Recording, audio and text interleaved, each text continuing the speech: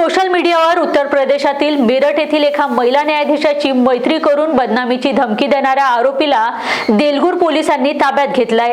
दरम्यान नांदेडच्या देलगूर येथील हिमाचल उर्फ हिमांशु देवकते या आरोपीने उत्तर प्रदेशातील एका महिला न्यायाधीशासोबत सोशल मीडियावर मैत्री केली होती। मोठा व्यावसायिक असून माझ्या मोठमोठ्या फॅक्टरी आहेत असे सांगून त्याने दुसऱ्याच्या फॅक्टऱ्या दाखवून सदर महिलेस विश्वासात घेत लग्न करण्यासाठी महिलेशी संपर्क साधला होता।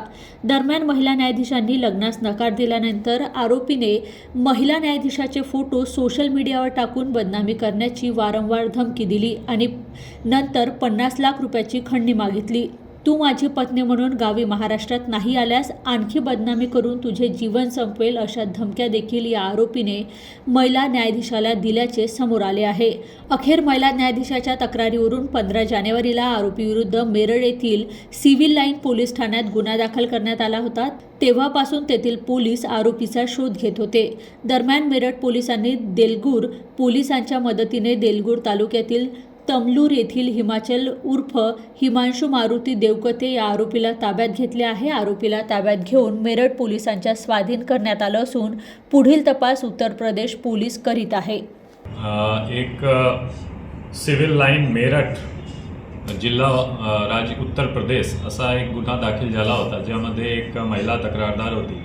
त्यांनी असा तक्रार दिला होता की एक महाराष्ट्राचा मुलगा आहे, ते बेसिकली देगलूर बिलॉंग करतो आणि देगलूरमध्ये एक आहे तमलूर तालुका देगलूर यांनी एक सोशल मीडियावर ओळख करून की मी मोठा बिझनेसमॅन आहे, माझी दारू वगैरेची फॅक्टरी आहे, मी LLB शिकलेला आहे आणि ते एक JMFC सोबत ज्युडिशियल मॅजिस्ट्रेट फर्स्ट क्लास जज सोबत ओळख करून त्यांची फसवणूक केलेली आहे आणि आता सोशल मीडियावर फोटो वगैरे टाकून जवळपास 50 लाख असा 50 लाखची खंडणी मागत आहे। जर तुम्ही देणार नाही मी तो सोशल मीडियावर व्हायरल करणार असा फिर्यादवर एक 10/2025 असा गुन्हा दाखल झालेला आहे मेरठमध्ये आणि त्याची माहिती मिळताच मी देगलूर पोलीस स्टेशनला इन्फॉर्म केला। एक टीम पाठवून जे आरोपी आहे सदर आरोपी यांना अटक करून उत्तर प्रदेश पोलीसला दिलेला आहे आणि त्याच्यावर पुढील कारवाई चालू आहे सध्या।